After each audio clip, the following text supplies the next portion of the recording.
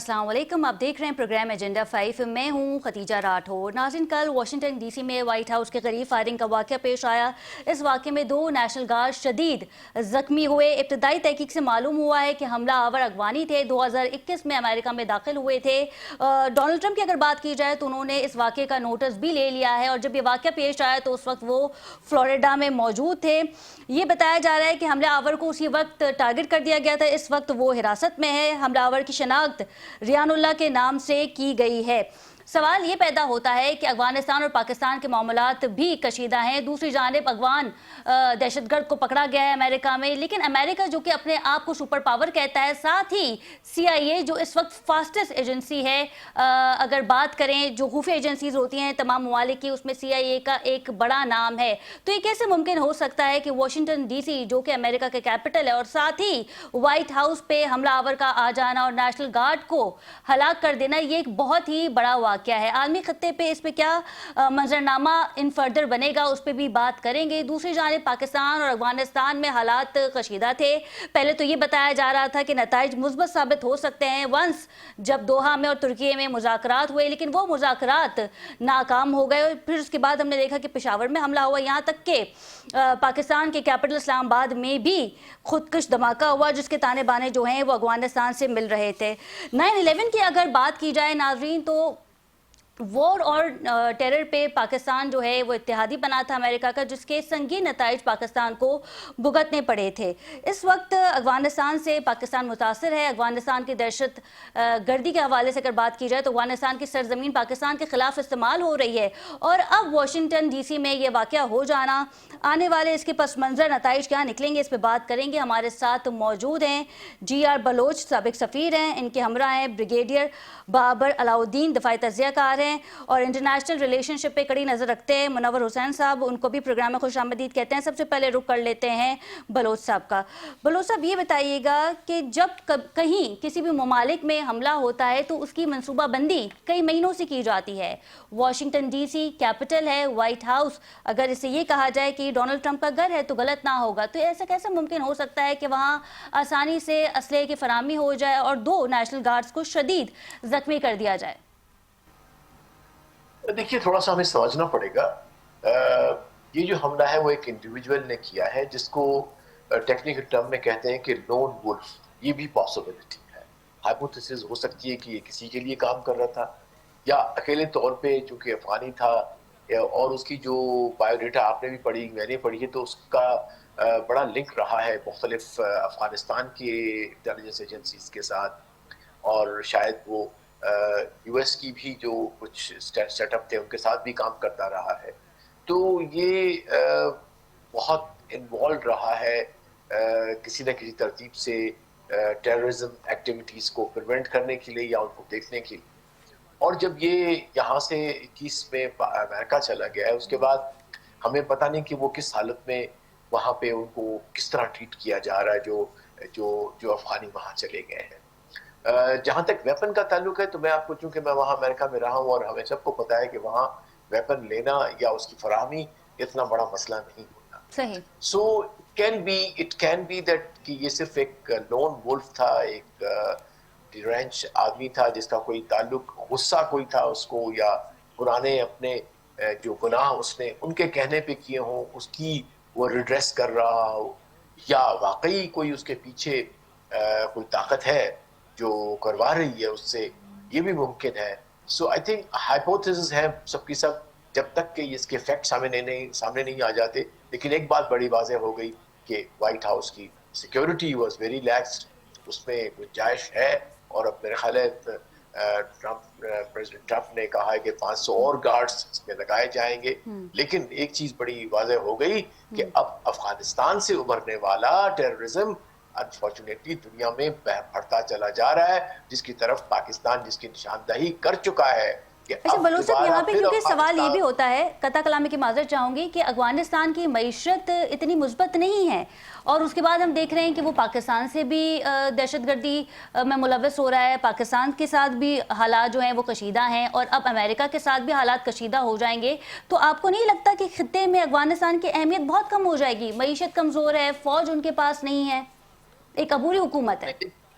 ये अबूरी हुकूमत कहना भी इसको दुरुस्त नहीं, क्योंकि हुकूमत के कुछ लवाजमात होते हैं कि उसका रिट हो, उसकी एक डेफिनेशन है इंटरनेशनल रिलेशंस में कि हुकूमत उसे कहा जाता है जिसकी कोई जियोग्राफिकल रिट हो और उसको रिकग्नाइज किया जाए और प्रॉपर स्ट्रक्चर हो। तो ये तमाम चीजें के ऊपर नहीं आती। ये एक जत्था था जो कि एक वैक्यूम हुआ पावर का अफगानिस्तान में एग्जिट जब हुआ है, withdrawal of the US forces, जो कि बहुत ही हैपहैज़र्ड और डिसऑर्गेनाइज था।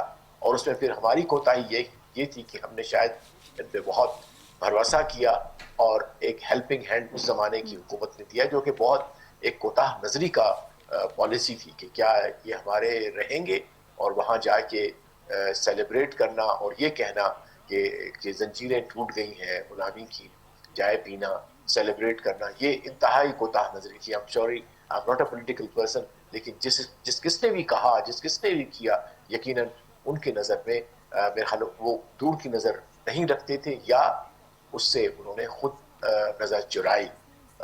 तो ये है कि ये एक जत्था है जो कि ना उसको मईशत का ख्याल है, ना ही अफगान लोगों का ख्याल है उसको उसका मतमय नजर इस वक्त ये है कि किसी तरह से भी अपनी हुकूमत, और अपनी हुकूमत तो नहीं कहते, पावर को रखना है अपने पास।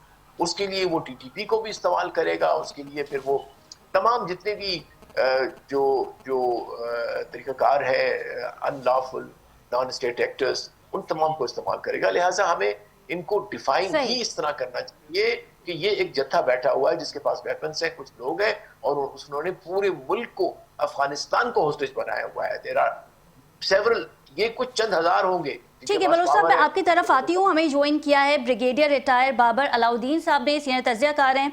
बहुत शुक्रिया बाबर साहब आपके वक्त का। जी वालेकुम अस्सलाम। एक अफसोसनाक वाकया पेश आया, व्हाइट हाउस के करीब नेशनल गार्ड्स को टारगेट किया गया। अमेरिका जो खुद को सुपर पावर कहता है वो अपनी ही कैपिटल को ना बचा सका। CIA जो कि एक फासिस्ट एजेंसी है, एक बड़ी एजेंसी है दिफाई लिहाज से अगर बात की जाए, तो कैसे क्या समझते हैं आप कि CIA पे भी एक सवालिया निशान है, उनकी सिक्योरिटी पे भी एक सवालिया निशान है? जी, किसी एक पर्टिकुलर इंसिडेंट के बाद हम ये नहीं कह सकते कि उनकी कैपेबिलिटी नहीं है, या यस किसी हद तक कंसर्न तो होता है और इस पे तशवीश भी होती है। इसमें कोई शक नहीं कि CIA डेफिनेटली बहुत प्रोफेशनल इंटेलिजेंस एजेंसी है, और दुनिया की जो बड़े ममालिक इंटेलिजेंस एजेंसीज हैं उनकी ओवरऑल प्रोफेशनलिज्म पे तो हम स्टेट वे शक नहीं कर सकते, बट कहीं ना कहीं कोई लूप होल्स तो रह जाते हैं। अमेरिका ज़ाहिर एक बहुत बड़ा मुल्क है, उसमें दुनिया के तमाम ममालिक के शहरी वहाँ पर रहते हैं, वहाँ पर बहुत आना जाना भी है, कहीं ना कहीं कोई पिल्फरेज हो ही जाती है, इस तरह की नहीं होनी चाहिए। इससे बड़ा नेगेटिव इम्पैक्ट जाता है, वो भी अमेरिकन कैपिटल में, इसमें कोई दो राय नहीं है कि बड़ा highly sensitive highly protected zone है, उसमें बिल्कुल ऐसा नहीं होना चाहिए। बट आई एम श्योर कि वो इसको देखेंगे वो क्या रीजन हुई है इस तरह की, वहां पर कैसे। क्या 9/11 के बाद ये दूसरा बड़ा वाकया कहला सकता है? क्योंकि 9/11 तो एक बहुत बड़ा वाकया था जिसके पाकिस्तान ने भी संगीन नताइज भुगते हैं, लेकिन क्योंकि अब इस हमला आवर की जो निशानदेही की गई है, इब्तदाई तहकीकात के मुताबिक ये शख्स हमला आवर जो था ये अफगानी था, और अमेरिका और अफगानिस्तान के हालात तो पहले भी बेहतर नहीं थे और अब मजीद कशीदा हो जाएंगे इस वाकये के बाद। जी, 9/11 तो ऑल टुगेदर डिफरेंट इंसिडेंट था, वो तो वाकई बहुत बड़ा फेलियर था, कोऑर्डिनेटेड अटैक थे वहां पर एक ही टाइम पे। हम सबको पता है कि 4 एयरक्राफ्ट जो है ना वो हाईजैक हुए और वो पूरे वाकया हुआ, उसमें तो कोई दो राय हो ही नहीं सकती, भुगतना पूरी दुनिया को पड़ा। ये वाकया उससे डिफरेंट है, बट डेफिनेटली ये एक तरफ तो इशारा करता है कि पाकिस्तान बहुत अरसे से दुनिया को बावर कराने की कोशिश कर रहा है कि अफगानिस्तान की तरफ तवज्जो दें। अफगानिस्तान दोबारा से एपी सेंटर वर्ल्ड टेररिज्म बनता चला जा रहा है, और यहाँ पर जो दहशतगर्दी है वो उसका नुकसान या उसका सामना सिर्फ पाकिस्तान को नहीं करना पड़ रहा, कल को दुनिया फिर खुद भी चीखना चलाना शुरू कर देगी, और ये दुनिया के लिए दोबारा अमन के लिए खतरा है। और आप देख लें अफगानिस्तान के शहरियों को उसमें शामिल है, तो इससे जाहिर होता है कि ये कोई बात इतनी छोटी नहीं है, और अफगानिस्तान की तरफ तवज्जो देने की जरूरत है, पाकिस्तान को सपोर्ट करने की जरूरत है, पाकिस्तान की बात सुनने की जरूरत है, सीरियसनेस शो करने की जरूरत है। इससे पहले कि यहाँ से जो टेररिज्म जो यहाँ पर पनप रहा है, जो फल फूल रहा है, वो पूरी दुनिया को दोबारा लपेट में ले ले। तो ये बाकी उस एंगल से आपकी बात ठीक है कि बहुत सीरियस एक चीज है और बड़ी एक सीरियस डेवलपमेंट है। इस तरह दुनिया को तवज्जो देनी चाहिए, और जितना इस सिलसिले पाकिस्तान ने काम किया है, या जितनी इंफॉर्मेशन पाकिस्तान के पास है किसी के पास हो नहीं सकती, और दुनिया को चाहिए कि हमारी बातों को सीरियस ले और इंटेलिजेंस शेयरिंग के बाद इस थ्रेट को एक मुश्तरका एफर्ट के तौर पर, स्ट्रेटजी के तौर पर लेना चाहिए, क्योंकि माजी में दुनिया भुगत चुकी है और एक और हम किसी इस तरह के बड़े साने का इंतजार नहीं कर सकते। वॉशिंगटन के वाकये को एक छोटा वाकया बिल्कुल भी नहीं लेना चाहिए। सही। ये सिक्योरिटी लैब्स अगर है, डेफिनेटली है, बट इसके रूट्स देखने चाहिए कि अभी आप देखें ना, आज इस तरह की खबर मिल रही है कि प्रॉब्ली शायद उज्बेकिस्तान में भी कुछ तरह का ड्रोन अटैक हुआ, तो ये छोटी चीज नहीं है। तुर्कमेनिस्तान में हुआ है जी। चीनी बाशिंदे जो हैं वो उसमें हलाक हुए हैं, ताजिकिस्तान में ये वाकया पेश आया था। जी दैट्स करेक्ट, ताजिकिस्तान। जी बलोच साहब, आप कुछ कहना चाह रहे हैं? जी मैं कहना चाह रहा था कि देखिए, मैं उस वाकये को जो कि ताजिकिस्तान में हुआ है जिसमें चाइनीज बाशिंदे हलाक हुए हैं, उसको ज्यादा सीरियस समझता हूँ, इसलिए कि उसमें ड्रोन टेक्नोलॉजी इस्तेमाल हुई है और उस ड्रोन में ग्रेनेड लगा हुआ था। तो इसका मतलब ये है कि कोई स्टेट है जो इनके पीछे है, इन टेररिस्ट के पीछे है, जो उनको इक्विपमेंट देती है। कता कलामी की माजरत चाहूंगी कि ये वो असला तो नहीं था जो अमेरिका जब इनखला कर रहा था अफगानिस्तान से तो वो छोड़ के गया था, कहीं वो असला तो इस्तेमाल नहीं हो रहा? अब मैं नहीं समझता कि इसमें ये जो ड्रोन्स थे वो छोड़ के गए हैं। वो अगर ड्रोन होते तो वो तबाह करके चले जाते या अपने साथ ले जाते। उनके पास तो बड़ा जो ले जा नहीं सके वो असला है। ये असला नया है, ये असला ब्लैक मार्केट से लिया जाता है, चाहे वो पार्टर में लिया जाता है या पैसों से लिया जाता है, लेकिन उससे ज्यादा मैम ये है कि इसको इस्तेमाल आम टेररिस्ट नहीं कर सकता। इसके लिए ट्रेनिंग चाहिए, इसके लिए आपको जीपीएस चाहिए, इसमें आपको टारगेट सिलेक्शन चाहिए, उसके लिए आपको प्रोग्राम करना है आपने। तो उसके लिए डेफिनेटली ये आम किस्म की आउटफिट नहीं, कोई वेल ट्रेन्ड जो होगी टेररिस्ट ऑर्गेनाइजेशन जिसके पीछे कोई ना कोई स्टेट होगी, वही ये परफॉर्म कर सकती है। तो मेरे नजर में आज के 2 दिन में जो वाकयात हुए हैं, this is much more serious कि चाइना को टारगेट किया जा रहा है। चाइनीज को टारगेट किया मतलब है कि जो है वो सीपैक को किया जा रहा है या उनकी बीआरआई को किया जा रहा है। इसका मतलब ये वो बड़ी जो लड़ाई चाइना को कंटेन करने वाली है उसका हिस्सा भी हो सकती है। तो ये ये भी आपसे जानना चाहेंगे, आप साबिक सफीर हैं, कि डोनाल्ड ट्रंप की जानिब से सख्त रद्द अमल आया है। क्या समझते हैं आप कि अफगानिस्तान को इसके सख्त नताइज जो हैं वो भुगतने होंगे? देखिए, अफगानिस्तान को मजीद और कितना सख्त नताइज करने पड़ेंगे। उनकी आधे से ज्यादा जो पॉपुलेशन है वो हंगर लाइन पे है, पॉवर्टी में है। लोग उनके कुछ पाकिस्तान में पनाहगीर हैं, मिलियंस के करीब 2 मिलियन के करीब ईरान में है, पूरी दुनिया में है। तो उनको ये एक जत्था बैठा हुआ है काबुल में, मैं इसे हुकूमत भी नहीं कहता, एक जत्था है जिसने एक पावर वैक्यूम हुआ था जब विड्रॉ हुआ है यूएस का, उन्होंने कब्जा कर लिया और हमारी कोताह नजरी या उस वक्त की हुकूमत की और लीडर्स की कोताह नजरी के उन्होंने उसको फैसिलिटेट किया, जो कि नहीं करना चाहिए था। हमें इंश्योर करना चाहिए था कि अफगानिस्तान में एक ऐसी हुकूमत हो जिसमें तमाम इकाइयां अफगानिस्तान की हो और कोई ऐसा जत्था ना बैठ जाए जिसको आप बाद में कंट्रोल ना कर सकें। लेकिन बलोच साहब, अमेरिका जो अफगानिस्तान को छोड़ के गया तो वो वहां पे नाकाम हो चुके थे, एक ये भी तो वजह थी। डेफिनेटली वो तो हो चुके थे, लेकिन ये पॉसिबल था कि आप इस तरह विड्रॉ ना करते, आप तरीके से करते, आप कोई ऐसी जो दोहा जो एग्रीमेंट हुआ, that was the beginning of the biggest fault, कि बजाय कि आप सिर्फ तालिबान से बात करते, आप एक मल्टी पार्टी जो रिप्रेजेंटेटिव थे अफगानिस्तान के उनसे बात करते कि ताजिक कहाँ है, उज़्बेक कहाँ है, नदरन अलायंस कहाँ है, हम उनसे बात करेंगे, सिर्फ आपके साथ बात नहीं करेंगे। लेकिन उसमें फिर चूंकि उस वक्त की जो हुकूमत थी पाकिस्तान हमारी, अनफॉर्चुनेटली उसने पूरा सपोर्ट किया तालिबान को, बिलीविंग कि शायद ये चूंकि हमारे ओब्लाइज्ड होंगे, हमारे साथ रहे हैं, पहली जो तालिबान 1 था उसमें वो हमारे साथ प्रो पाकिस्तान थे, लिहाजा तालिबान 2.0 जो है वो हमसे ज्यादा वफादार होगा। लेकिन उसके बरक्स उन्होंने आते ही एक दुश्मनी का और एक बहुत एग्रेसिव स्टैंड पाकिस्तान के लिए लिया। अब उसने एक और खतरनाक जो जहद ली है जी। इसने, वो है alliance between Taliban and the डिवॉल नेटवर्क।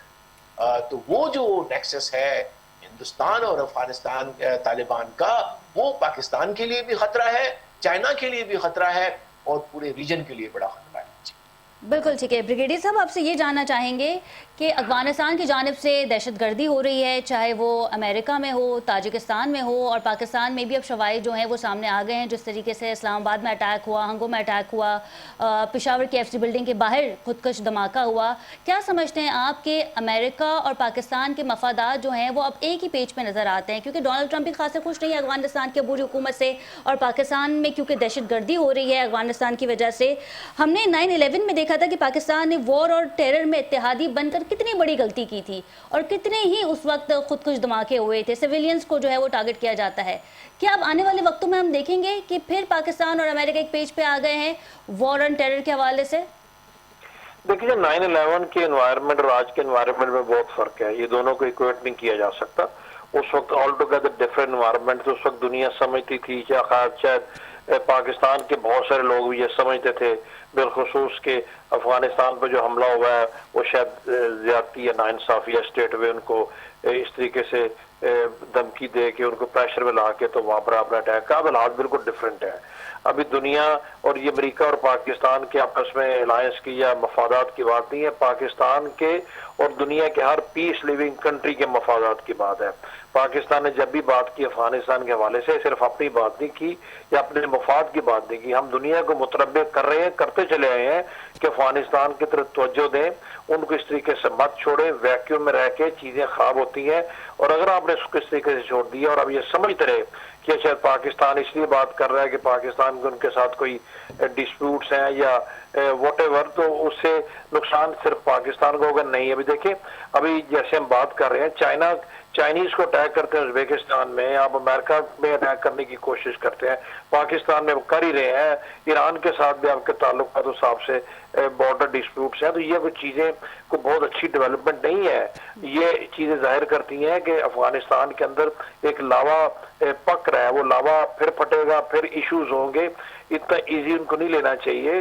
वहां पर जो वेपन्स हैं, जिस तरह के ग्रुप्स हैं, जो उनके नेक्सेस हैं, जिस तरीके से उनको पैसा मिलता है, जिस तरीके से उनको सपोर्ट मिलती है, और बलोच साहब की बात कि जो इंडिया का नेक्सेस उनके साथ हो गया है, इंडिया को भी तो आड़े हाथों लेना चाहिए, दुनिया को कटहरे में खड़ा करना चाहिए कि आप टेररिज्म को प्रमोट कर रहे हैं, आप स्टेट टेररिज्म को प्रमोट करें। तो अफगानिस्तान में का रजीम जो है पूरी दुनिया उसको मानती नहीं है, उनके आप देख लें जिस तरीके से उनका कंडक्ट और बिहेवियर है, और हिंदुस्तान उनके साथ क्लोज नेक्सेस में आके तो पाकिस्तान तो ये होता है, सवाल तो फिर ये होता है कि वजीर आजम शहबाज शरीफ डोनाल्ड ट्रंप का शुक्रिया अदा क्यों करते हैं कि आपने भारत से हमारी जंग रुकवाई? क्योंकि भारत को तो हमने मुंह तोड़ जवाब दे ही दिया था, लेकिन उन्होंने कहा था कि वो पीस मेकर हैं, ये जंग और भी हद से आगे बढ़ जाती अगर डोनाल्ड ट्रंप जो है जंग को ना रुकवाते। तो आज वजीर आजम शहबाज शरीफ को कहना चाहिए कि अफगानिस्तान के थ्रू जो दहशतगर्दी हो रही है पाकिस्तान में, इस पर भारतीय प्रॉक्सी इन्वॉल्व है, लेकिन वो तो डोनाल्ड ट्रंप का शुक्रिया अदा करते हैं। जी, मेरा ख्याल वजीर आजम ने कोई उस कॉन्टेक्स्ट में शुक्रिया अदा नहीं किया कि डोनाल्ड ट्रंप में बहुत हम पे रहम कर दे। वजीर आजम का कॉन्टेक्स्ट शायद डिफरेंट था कि उन्होंने ओवरऑल जो अमेरिकन प्रेसिडेंट ने कोशिशें की हैं पिछले कुछ 4-6 महीने में दुनिया के मुख्तलिफ रीजन्स में जंगे रुकवाने के लिए या कॉन्फ्लिक्ट को रिजॉल्व करने के लिए, उस कॉन्टेक्स्ट से बात की थी। ये सब जानते हैं कि पाकिस्तान और भारत की जंग में तो हिंदुस्तान सर पटाता अमेरिका के पास गया था, हम तो ये बिल्कुल भी नहीं गए। और ये बात अभी दुनिया में सब जानते हैं और ये इसकी तस्दीक भी हो चुकी है। वो किसी डिफरेंट कॉन्टेक्स्ट में किया था। बाकी जहाँ तक अफगानिस्तान का ताल्लुक है, पाकिस्तान पिछले 6-8 महीने से दुनिया के फोरम में बताता चला आ रहा है और दुनिया इसको समझती भी है। अभी मेरा ख्याल है बेहतर तरीके से समझना शुरू हो जाएंगे, क्योंकि जब अभी बात हुई है कि जब आपके अपने घर में अटैक होता है, वहां पर आपको प्रेशर फील होता है या आग वहां तक पहुंचती है, सारे सर पटाते हैं। उससे पहले इस बात को सीरियस लेकर सोचना चाहिए कि शायद अभी भी बहुत देर नहीं हुई, अभी इन्हीं चीजों को, इन्हीं डेवलपमेंट्स को सीरियस लेके। ठीक है, मुनव्वर हुसैन साहब ने हमें ज्वाइन किया है, माहिर बैन अल-अक़वामी अमूर हैं। बहुत शुक्रिया मुनव्वर हुसैन साहब आपके वक्त का। जी बहुत शुक्रिया, आपने मदू किया अपने प्रोग्राम में। मुनव्वर साहब, ये बताइएगा कि 9/11 के बाद ये दूसरा अटैक कंसिडर किया जा सकता है, जो कि 9/11 एक बहुत ही बड़ा अटैक था, लेकिन वाशिंगटन डीसी में व्हाइट हाउस के करीब फायरिंग का वाकया पेश आया है जिसमें 2 नेशनल गार्ड्स को शदीद जख्मी कर दिया है। रेहानुल्लाह के नाम से शनाख्त हुई और बताया जा रहा है कि ये अफगान बाशिंदा है। अफगानिस्तान से अमेरिका के ताल्लुकात जो हैं वो वैसे भी कशीदा थे, पाकिस्तान के साथ भी जो हालात हैं वो कशीदा हैं, क्योंकि अफगानिस्तान की सरजमीन जो है वो पाकिस्तान के ख़िलाफ़ इस्तेमाल हो रही है। सिचुएशन किस जानिब जाती दिखाई दे रही है? अमेरिका जो कि पाकिस्तान की तारीफ़ करता है, डोनाल्ड ट्रंप भी बहुत मुतासिर हैं फील्ड मार्शल आसिफ मुनीर साहब से, और अब यूँ लगता है कि शायद एक ही वो ममालिक है जो दोनों मुल्कों को टारगेट कर रहा है। देखिए, ये सिर्फ अफगानिस्तान का बाशिंदा नहीं है, ये जो लखनवाल है इनका ताल्लुक होस्ट सूबे के साथ है, 29 साल हैं, और आगे जाके जब इन्वेस्टिगेशन होगी तो आपको मालूम होगा कि इसके पीछे भी राह मुलव्वस होगी। बिकॉज जब प्रेसिडेंट ट्रंप ने मुख्तलिफ जगहों में मुख्तलिफ कॉन्फ्रेंसेस में इंडिया के गिरते हुए तैयारों का जिक्र किया और इंडिया की शिकस्त का तस्करा किया, तो सोशल मीडिया अकाउंट्स पे डायरेक्टली थ्रेट किया जाता था इंडियंस की तरफ से अमेरिका को और प्रेसिडेंट ट्रंप को। तो आप इसे उसके साथ लिंक अप कर सकते हैं। न फकत ये, बल्कि एक और ब्रेकिंग न्यूज आ रही है कि ताजिकिस्तान के अंदर इंडियन बैक्ड जो कारिंदे हैं उन्होंने 3 चाइनीज के ऊपर हमला किया है। तो इसका मतलब ये हुआ, जिसका तस्करा मैं 2 सालों से कर रहा हूं, जिसके बारे में फेटफ ने भी रिपोर्ट दी कि भारत दहशतगर्दी को एज अ टूल इस्तेमाल कर रहा है फॉरेन पॉलिसी के, और ऐन मुमकिन है कि इसके पीछे एक और मुल्क भी हो, बिकॉज नेक्सस बड़ा वाजे है, और वो नेक्सस है इजराइल और भारत का। और इजराइल और भारत मिलकर अफगानिस्तान और अफगानियों के कंधे पर रखकर बंदूक चला रहे हैं, चाहे वो ईरान के खिलाफ हो, चाइना के खिलाफ हो, पाकिस्तान के खिलाफ हो, और अब अमेरिका के खिलाफ हो। तो ये आपको एक किस्म का नेक्सस नजर आ रहा है, जिसको बहुत ज्यादा गजंद पहुंची है मई के बाद और ईरान इजराइल जंग के बाद, बिकॉज ईरान का लाइन की सुलह होती जा रही है, और मुझे लग रहा है कि इंटरनेशनल पॉलिटिक्स में ईरान इंटीग्रेट कर जाएगा, बिकॉज पाकिस्तान और सऊदी अरब अहम उसमें किरदार अदा कर रहे हैं। और दूसरी तरफ पाकिस्तान की जो बढ़ती हुई अहमियत है मिडल ईस्ट के अंदर, वेस्ट एशिया में और नॉर्थ अफ्रीका में, जो इजराइल के लिए चुभन है इस वक्त, तो एक किस्म का आपको अलायंस नजर आ रहा है। अलबत्ता इसका रिएक्शन बिल्कुल वाज़ेह है, और वो ये कि विद इन 24 आवर्स जितने भी अफगानिस्तान की तरफ से एप्लीकेशंस थी, वीजा एप्लीकेशंस थी या सेटलमेंट की एप्लीकेशन थी, वो सब कैंसिल हो चुकी हैं।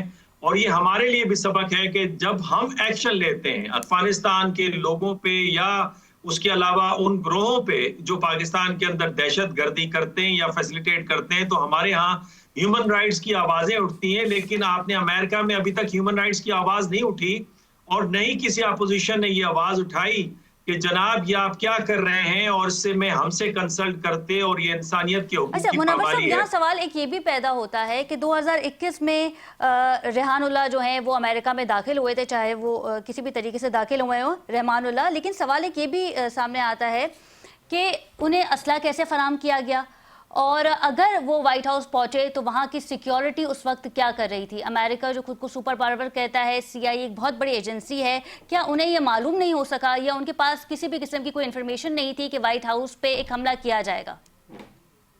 देखिए, ये ऑपरेशन अलाइज जो रेफ्यूज और ऑपरेशन अलाइज वेलकम के प्रोग्राम के तहत ये एंटर हुए थे। प्रेसिडेंट जो बाइडेन ने किया था। मेरा ख्याल है प्रेसिडेंट ट्रंप जो बाइडेन के ऊपर इस वक्त तनकीद भी करेंगे कि प्रेसिडेंट ट्रंप का जो पॉइंट ऑफ व्यू है वो विंडिकेट होता है कि जो बाहर से आने वाले हैं उससे अमेरिका की मईशत और सिक्योरिटी को बड़े सीरियस चैलेंजेस दरकार हैं। लेकिन इसके साथ साथ आप ये भी देखिएगा कि इसके बाद आपको एक सख्त गिर पॉलिसी नजर आएगी, और जैसे जैसे इन्वेस्टिगेशन आगे बढ़ेगी, जिस तरह से पुन्नू के केस में इन्वेस्टिगेशन आगे बढ़ी, तो अमेरिका के जस्टिस डिपार्टमेंट ने भारत के ऊपर प्रेशर बिल्डअप करना शुरू किया कि आपके जो रॉ के ऑफिसर्स हैं उनको इन्वेस्टिगेशन के लिए हमारे पास भेजा जाए और हमारे साथ ताउन किया जाए।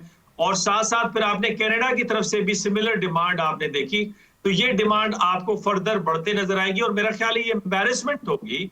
और मैं इस बात पे बिल्कुल कायल हूं कि वो वक्त बहुत करीब है कि जहां अमेरिका के अंदर बड़ी स्टार्क रियलाइजेशन है कि उसके जो 2 स्ट्रेटेजिक पार्टनर्स हैं, इंडिया और इजराइल, वो उसके लिए बदनामी का बायस है और उसके ऑर्डर को डिसऑर्डर में तब्दील कर रहे हैं, और अनकरीब अमेरिका इनसे पीछे हट जाएगा। और फिर आप देखिएगा कि 2026 और 27 क्या ये इतना आसान है कि अमेरिका जो है वो इजराइल से पीछे हट जाए?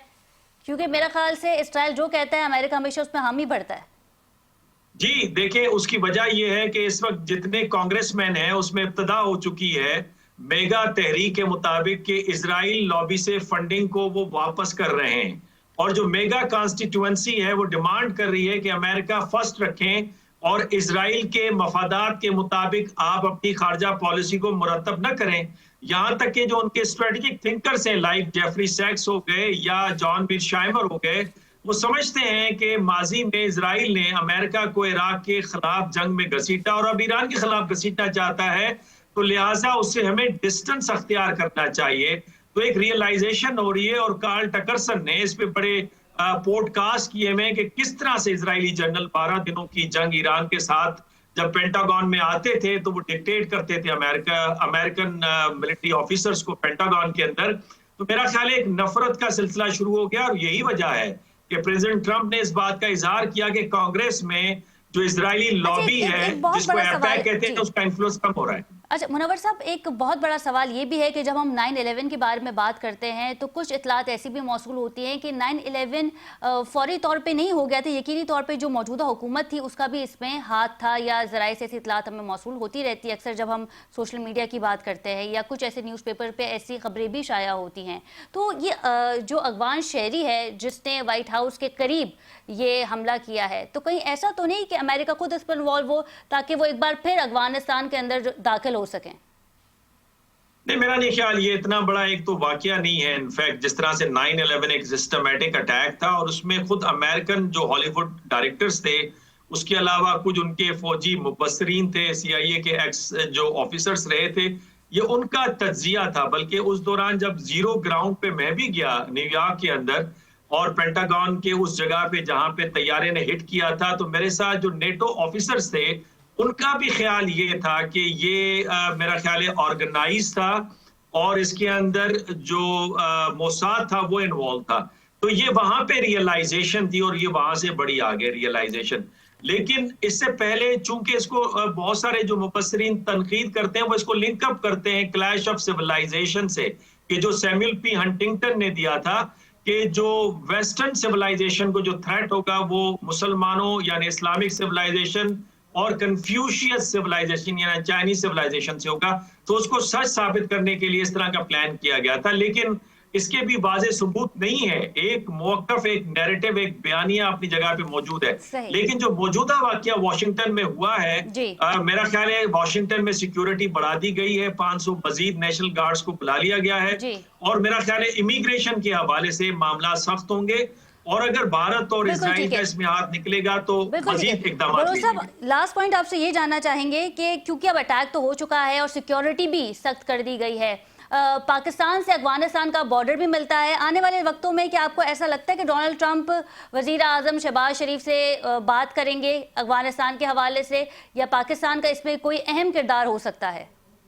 जी, ताउन हमारा पहले भी था, और 2023 जनवरी में उनका एक थिंक टैंक है institute for piece, international institute for piece, ये वॉशिंगटन DC का है, उन्होंने रिपोर्ट जारी की थी कि तालिबान रजीम मुख्तलिफ दहशतगर्द गुरोहों के ऊपर उन्होंने हाथ रखा हुआ है, उनको फैसिलिटेट करते हैं, उनको रेफ्यूज किया हुआ है, और उनके खिलाफ एक्शन लेने की जरूरत है। बल्कि सेंटकॉम जो इस खत्ते को डील करता है अमेरिकन कमांड पेंटागन की, उसमें जनरल एरिक जो कमांड कर रहे थे उनके भी कई दफा बयान आते हैं। तो मैं समझता हूँ ताउन है, ताउन जारी रहेगा, और अलकायदा दाइश के हवाले से भरपूर पाकिस्तान के साथ ताउन करेंगे, और अक़वाम मुत्तहिदा की जो रिपोर्ट है यही सवाल बलोच साहब से भी था। लिया जाएगा। जी, मेरा यही सवाल बलोच साहब से भी था कि आने वाले वक्तों में क्या ऐसा पॉसिबल होगा कि अमेरिका की जानिब से बात की जाए पाकिस्तान के हवाले से कि पाकिस्तान ताउन करे?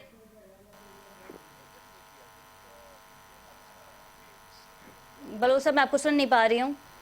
जी, मैं अर्ज कर रहा हूँ कि इस वक्त चूंकि अफगानिस्तान से उभरने वाली नई टेररिज्म की लहर जो है वो पाकिस्तान को तो बहुत तकरीबन साल से हमें बहुत ज़्यादा फेस किया है चैलेंज हमने, लेकिन अब ये जो कुछ हुआ चाइनीज़ बाशिंदों के साथ और जो कुछ यहाँ व्हाइट हाउस के पास हुआ, अब ये लगता है कि ये अब टेररिज्म रीजन में भी और दुनिया में बढ़ रहा है। तो अब ज़रूरत इस चीज़ की होगी कि पाकिस्तान के साथ ताउन जो पाकिस्तान का ताउन जो है बाकी जो रीजनल कंट्रीज हैं उनके साथ भी होगा, और जो ग्लोबल कंट्रीज जो कि इस मामले में बहुत संजीदा हैं, जिसमें अमेरिका डेफिनेटली सर फहरिस्त है, और वो चूंकि टारगेट भी रहा है पहले भी गुज़श्ता माजी में और अभी भी, चूंकि हमने वाकया देखा, तो आने वाले दिनों में मैं देख रहा हूँ कि रीजनल लेवल पे भी बहुत कोऑर्डिनेशन होगा पाकिस्तान का टेररिज्म के हवाले से जो बढ़ रहा है अफगानिस्तान से, और ग्लोबल लेवल पे भी। लेकिन इसमें हमें जो अहम नुक्ता उठाना पड़ेगा वो ये होगा कि जो दिल्ली और काबुल का नेक्सस है उसको भी सर फहरिस्त रखना चाहिए। सिर्फ अफगानिस्तान की हद तक आप ना जाएं, जब तक वो नहीं आप उस नेक्सस को नहीं तोड़ेंगे तो ये टेररिज्म यहाँ पे जारी रहे। बिल्कुल ठीक है, बहुत शुक्रिया हमारे तमाम पैनलिस्ट का। नाज़रीन, प्रोग्राम में मजीद भी बात करेंगे, लेकिन यहाँ वक्त हुआ एक शॉर्ट कमर्शियल ब्रेक का। स्टे विद अस।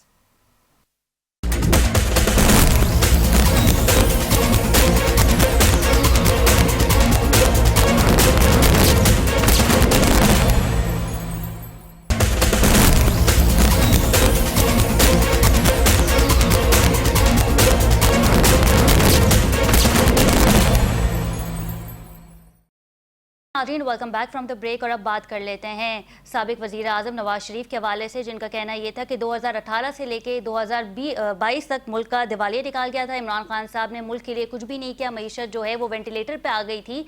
जब हमने मुल्क संभाला तो बेरोज़गारी में कमी हुई, मईशत बेहतरी की तरफ गामजन हो गई, जबकि IMF की रिपोर्ट के मुताबिक 5300 अरब रुपये की करप्शन की रिपोर्ट सामने आई है। जबकि साबिक वज़ीर आज़म नवाज शरीफ साहब का ये कहना है कि 2018 से लेकर 2022 तक मुल्क का दिवालिया हो गया था। आज कौमी असम्बली ने में 9 मुंतखब अरकान ने हल्फ उठाया है, जिसमें बाबर नवाज साहब भी शामिल थे, और पाकिस्तान तहरीक इंसाफ जो है वो इस इलेक्शन को मुस्तरद कर चुकी है। इस पर मजीद बात करेंगे। हमारे साथ मौजूद हैं नईम कुरैशी, सीनियर तज्ज़ियाकार। बहुत शुक्रिया कुरैशी साहब आपके वक्त का। जी बहुत शुक्रिया। कुरैशी साहब, IMF ने रिपोर्ट शाया की है, 5300 अरब रुपए की करप्शन सामने आई है, जबकि साबिक वज़ीर आज़म नवाज शरीफ साहब ये कहते हैं कि 2018 से लेके 2022 तक मुल्क का दिवालिया हो गया था। और दिवालिया का जो लफ्ज़ है वो उन्होंने कई बार अपनी तकरीर में, अपने खिताब में उन्होंने कहा, और अब उन्होंने साथ ही ये भी कह दिया है कि बेरोज़गारी की शरह में कमी आई है और मईशत जो है वो बेहतरी की जानिब जा रही है।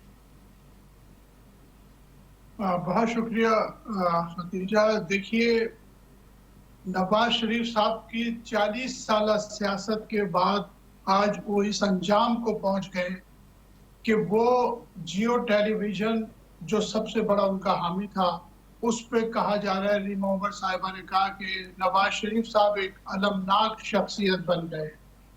वहां पे एक और तज्जियाकार ने कहा कि नवाज शरीफ साहब को जैसे पुरानी चीजों को धूप लगाई जाती है, तो नवाज शरीफ साहब को धूप लगाई गई है।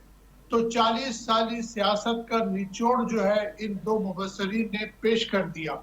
दूसरी बात यह है कि मुझे बड़ा अफसोस होता है मियां नवाज शरीफ का ये अलमनाक अंजाम देखकर कि उन्होंने ये भी कहा, जो जुमले आपने उनके दोहराए उसमें एक जुमला आप भूल गई।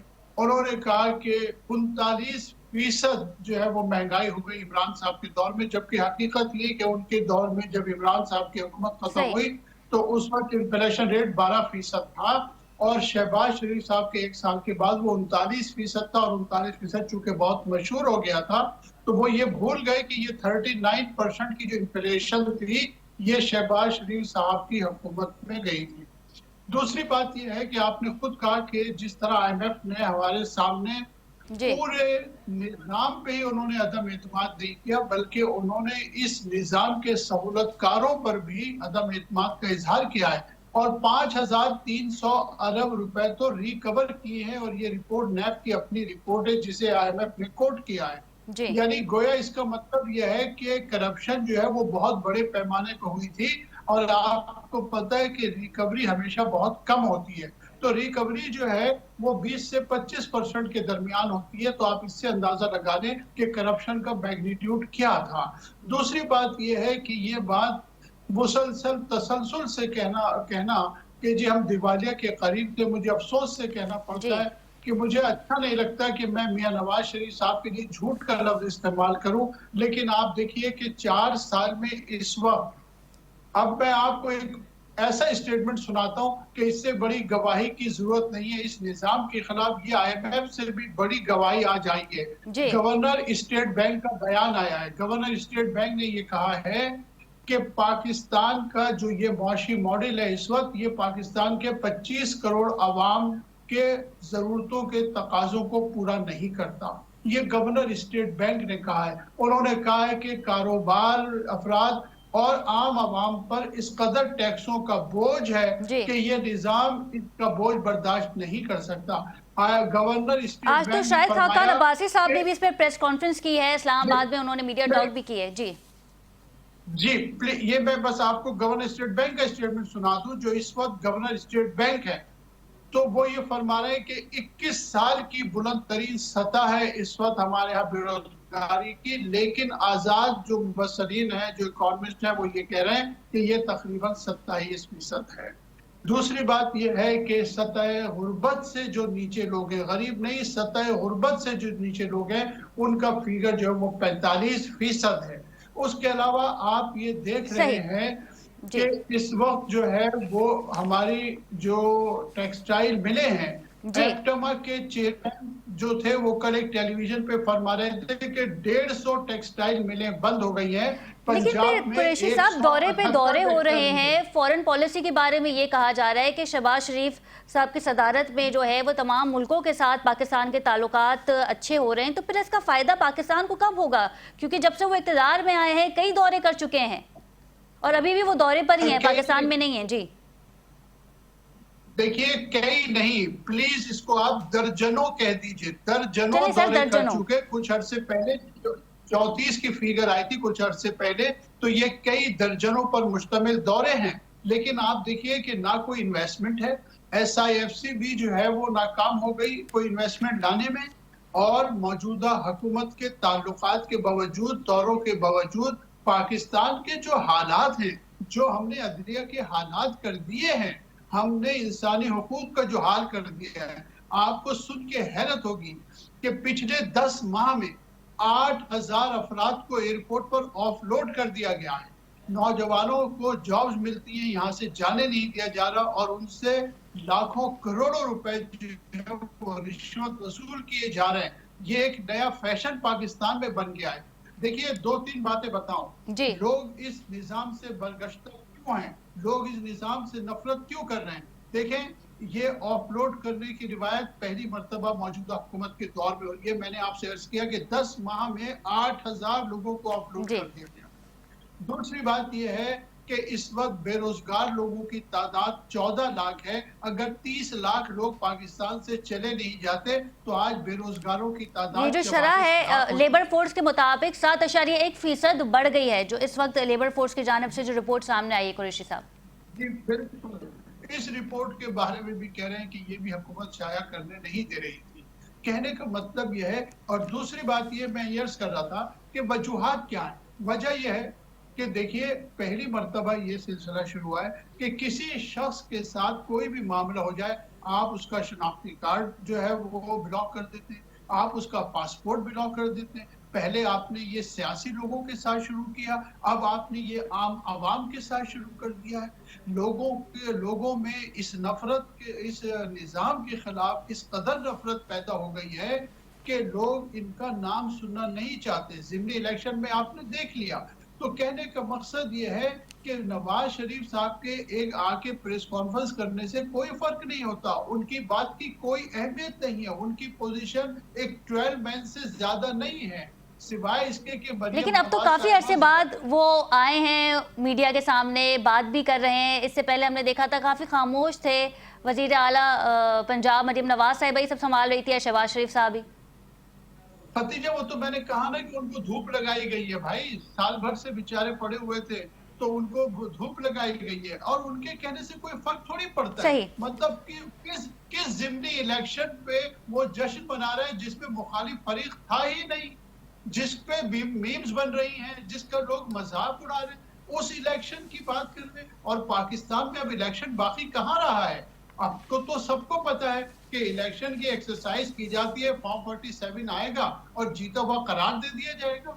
जिस आदमी को 2 लाख से ज्यादा वोट मिले उसको जिमनी इलेक्शन में आपने हरा दिया, जिसके मेन इलेक्शन में 53% जो है वो वोट कास्ट हुआ, और आप जो है बाई इलेक्शन में कह रहे हैं 43 हुआ, उसमें जो है एक आदमी को 60,000 से ज्यादा वोट मिल सही। गए। तो बात ये है कि तब एक तमाशा है, इस वक्त मुल्क की हालत जो है हकीकी तौर पे देखिए, मुआशी तौर पे पाकिस्तान इस वक्त बिल्कुल तबाही के दाने पे है।